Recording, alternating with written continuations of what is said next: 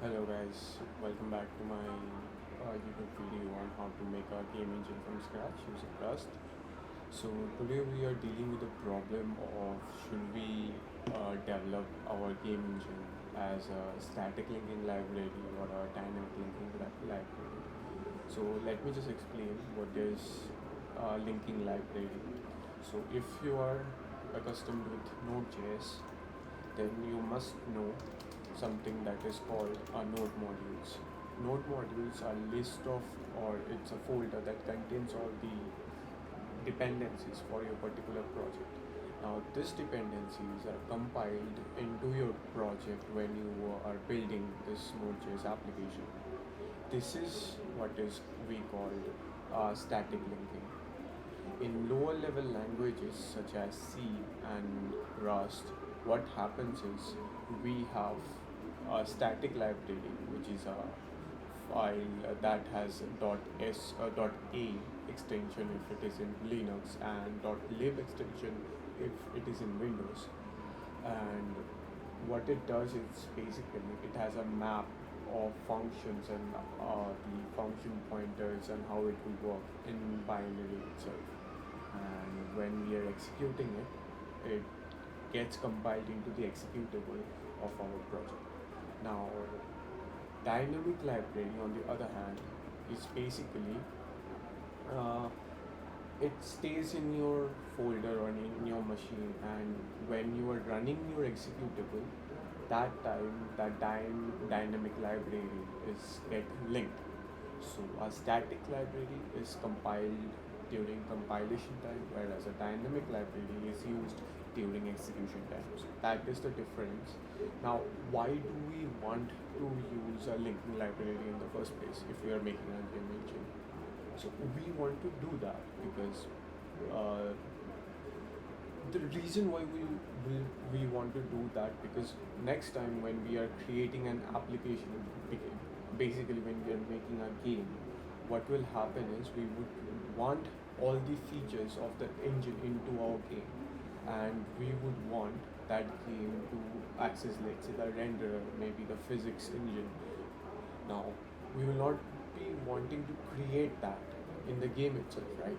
We would be wanting to use the game engine that we have created. And given it's not a library or a boilerplate, we would not be using that. We would just be using the functions directly. That's why we are using a static or dynamic linking. Now, we have to choose. We cannot use both dynamic linking or static linking. Well, we can, but in this case, we will not be using both. We will just be using either static or dynamic. So I went on this week and I did some research. I will add all this research in my blog, how to do a static linking and so on. So what I've decided is I will go on with a static linking library because it's much easier for me to understand. Given a game engine is quite a difficult topic to master, I would want the other complexities such as the memory management when we are handling the dynamic libraries to be as less as possible. So basically that's it. What I'll show you is how we are going to structure our code. So what we are going to do is basically we have this SRC folder of the Halo engine, right? And at the same time, what we will do, we'll just go back one step, like one directory, and we'll create a new game or a gaming, let's say a new game. So I'll just say sandbox. I'm using the name sandbox because in the tutorial that I'm following by Cherno, he also using the same name, the sandbox. So that's why I'm using the sandbox. Now that we have created a sandbox, right? So you can see all the files are here. What we are going to do is first we need to mention like what is the package build type will be and where it will be compiled. And for that, what we are going to do is we are going to make a file called buildrx, which will be in the root directory, right? And uh, Okay, no, not here. Let's say this will not be present in Alo engine, but rather it will be present inside the game. Or what we are going to do is we can add lib, and we are going to see the crate type as, we can choose multiple crate type, but for now we are using static lib, which basically means that this crate will be built as a static library. Now you can see I have created a function which is called add. It takes two size, and it returns the sum of that. You can see a decorator. I will call them decorator. I know it's not a decorator, but what it does is basically it tells the Rust compiler to not change the name of this particular function when it is building this, like when it is building the file or building the executable. So let's take an example. I'll just close this, go back, and I'll just do cargo build so that you can see how it's going to work.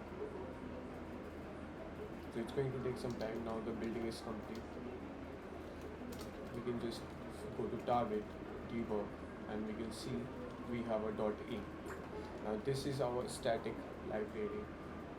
In the next video, what we are going to do is we're going to automate this whole process. That is, whenever there is a build present, it will automatically get copied into our sandbox. And in the sandbox, I'll show you. So I'll just open another tab in my the can in this, and I'll just go to my sandbox project, and I'll create a directory called libs. What I'm going to do is I'm going to copy the static file that I've created from Alo engine. That will be in target, that will be in debug, and d is the a, and I'll just copy into src, libs, and lib Alo engine body. So in next video I'll automate the whole process, and I'll also show how you can add this while you were working with this static file, how you can use the static file directly inside this particular sandbox. That's it for now. Thank you and have a nice day.